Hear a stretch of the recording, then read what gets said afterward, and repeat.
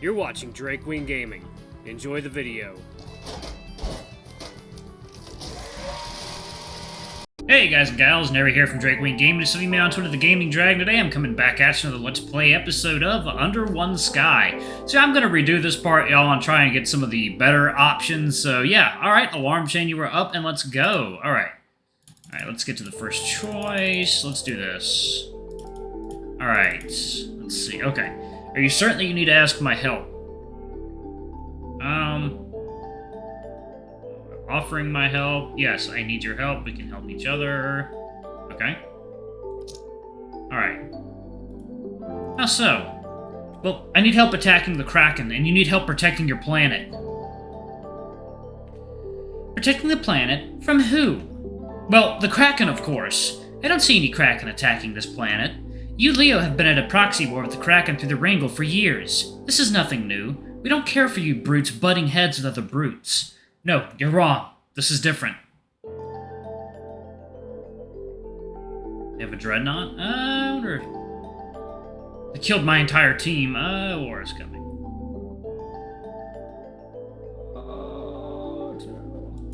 Ah, shit, I didn't do anything. Fuck.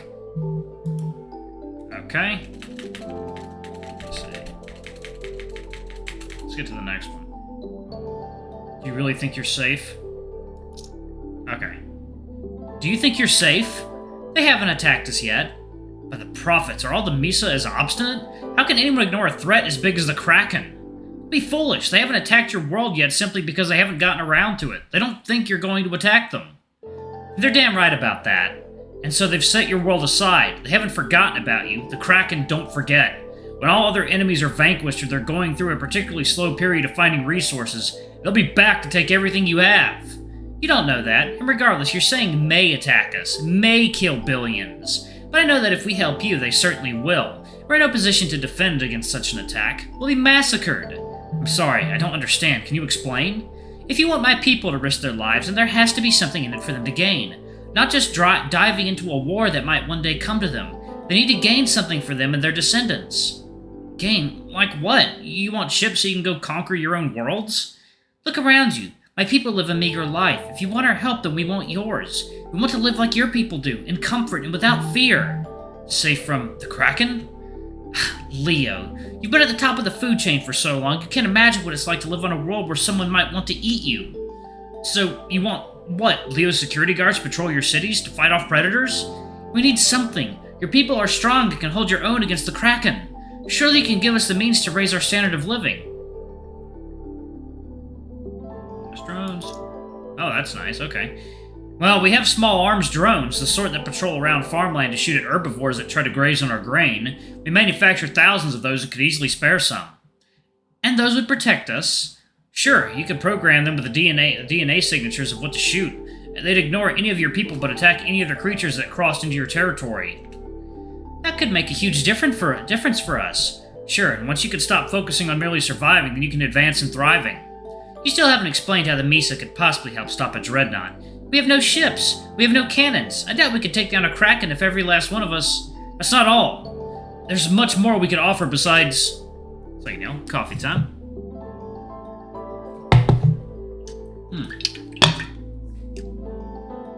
Like what? For instance, we could train your people as... saboteurs? Spies? I think they'd be good spies. There you go. I think the Mysa would make perfect spies. You guys are small enough to climb into air shafts and between walls. True. Just think of everything your soldiers might see or hear. Wars are won with information, not bombs. Okay, bombs are pretty important, but without someone gathering secrets, we'd never know where to be and when to be there. We'd never know where the bomb should go.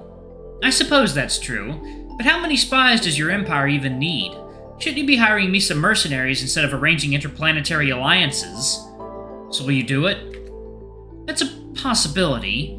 We'd have to codify just what your people are offering mine and exactly how many volunteers we need to recruit.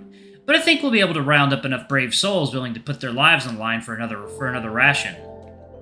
If your help could truly raise our quality of life, then this might be worth our risk. Thank you, Commander. At last the Commander smiles. Commander Jaffna. Thank you, Commander Jaffna. I will forever be in your debt. Chapter 3. The Geordians. Ooh. Ooh, futuristic. Orexica, a Geordian world. Oh, damn it. I didn't want to do that. Fuck, okay. You expect to see the dregs of a once proud civilization brought to its knees, but are surprised to see clear gleaming towers and the finest of technological prowess on display. These people were at one point the unmatched masters of this galaxy, and all indications are the Geordians still feel this way. A feline species that were once the de facto rulers of the galaxy, the arrival of the Kraken marked the end of their expansive empire. The Geordians considered Leo to be spiritually long-lost family. Huh. It is perhaps the only thing that still unites them. To meet in the Orexica council chambers ready to make your case, but are surprised to see not one but 3 counselors, each with very distinct traits. Wing Commander Sarayi Acostas, you received my message, I take it. Big brother, welcome. The large one puts his arms around you in a firm embrace. He is nowhere near the strength of even your average Leo, but far stronger than most Geordians you've known. Brother? Brother-in-arms, Juska has it in his head that the Leo Empire are our ancestors. To be frank, I don't see the resemblance. Please, if the Leo are not our successors, who can be in this time of dire need? They are strong, and we would do well to ally with them. 1 second, y'all. Okay. Alright. The Leo are a collection of rowdy meatheads more concerned with the glory of sport and war than intellect. They do not have the capacity to bring about utopia again. I feel it's unfair. There are many great Leo scientists and intellectuals. That's what the Kraken claim, too. It doesn't matter in this case. We need to ally with the Leo in order to strike back against the Kraken. That is our first priority right now. Is it? Our dealings with the Leo have not always been in the best of circumstances. They would not lift a finger to stop the Kraken from overrunning us, seeing us instead as pets of the Kraken, even as so many of us object to that role. I feel like Wing Commander Acostas is only begging our help now because he needs it, and the moment he doesn't, we're once again irrelevant outlanders, snubbed and ignored.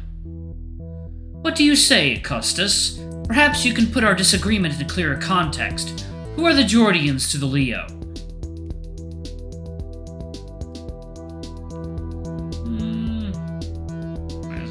Maybe, yes. There you go. The entire galaxy has marveled at the people you once were.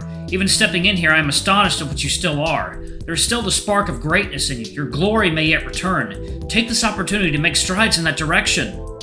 Well, at least you have the sense to acknowledge your betters. Does he? You can say anything you want as long as it's clearly self-serving. How is this self-serving? He is right. We are never going to become a strong people again unless we start taking action. And it just so happens to be the action he wants us to take. Tell me, though, the Leo need us for this battle. They would not come unless they were in dire straits. Are the Leo weakening so much they need a puny outworld colony to come to their aid? You know full well that battles are not always won by the strong. Let the Leo speak. He is here to convince us, after all. True, but I do not mind having an advocate for my side. You clasp Jessica's paw in your own, and he returns the gesture with a ferocious strength. You've not met many Geordians, but with Jessica, you found a fast friend. He seems quite passionate, perhaps a Leo from another life. Be that as it may, I'd like to hear Acostas answer the question. What do the mighty Leo Empire need with a small outworld colony? Ah, shit. Geordians are masterful tacticians. I'm positive with your insight into the battle. I am positive with your insight in the battle we can come out of this clean and easy. You're trying to convince me with flattery. Well, even if you're honest, there's only so much we could possibly contribute on that front on short notice. If this is really a desperate battle against incredible odds, you are facing an armada. Our ships total 28. Second, y'all. Alright. 27. Assuming we could get that POS binary star at a port time, 28. The usual Kraken Armada is going to be 250 ships, which includes at its core a dreadnought, a ship that weighs more than the rest of the fleet combined. What he's trying to say is that while we may be brilliant, we're not that brilliant. What's the matter? You two are hesitating. You would have dismissed me already if there were no chance of me convincing you, because you know there's a good reason for me joining me in battle, and I would like to hear it. Does the call to battle not inspire you as is? The Kraken are our sworn enemy. Yes, they are, but that doesn't stop me from thinking about our future here. If we go and we lose, which is a very real possibility, we aren't going to have anything to hold up Orexica. It's like I was saying before the Leo showed up. If we go, we all go together, because there's no point to just one of us going. Orexica will be left vulnerable? The ships you're asking for are our entire fleet. We have some rudimentary orbital defenses, but any significant loss of ships is going to be devastating. So there's no point in attending this battle unless all of us go, at which point we're putting our lives in your paws. How are we supposed to react but hesitate?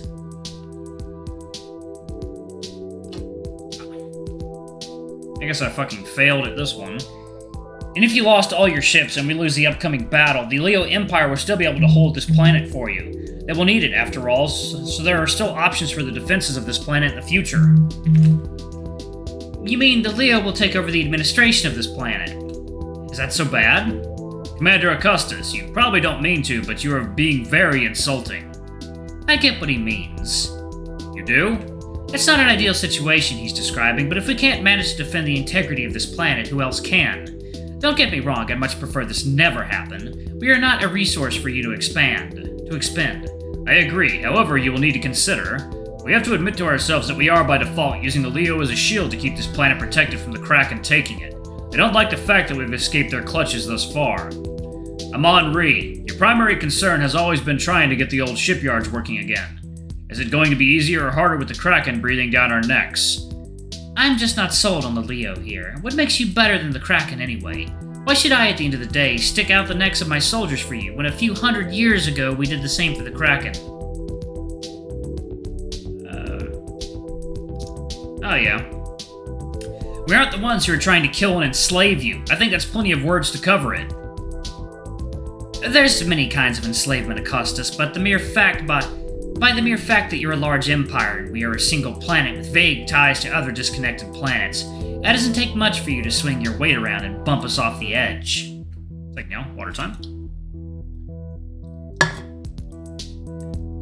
I will, however, take not being dragged back to Sulphur Worlds in chains any day.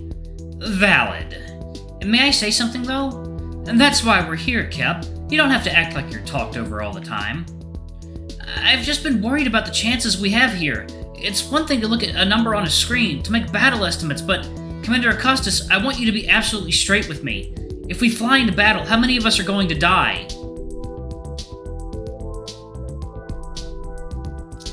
Oh yeah. This is why I'm visiting as many people as possible. So long as we have sufficient numbers, we should be safe. But if we don't, our chances are not good. The counselor asks you for honesty, and you couch it in a what-if scenario. Tell him what's going on now. He told you the truth, Amon Ree. Accept it. I'm sorry I cannot stay longer, but I will need your response at once. Can I count on you? No, because I fucked up. Well, let's go. Come on, we haven't even begun to discuss this seriously. Have we even been over the potential logistics of this battle? I'm sorry, Kip suddenly darts out of the council chambers. God's damn it, Sarah. You get going. I'll try to talk some sense into them before the deadline. Now hold on, you're going to need to convince me still.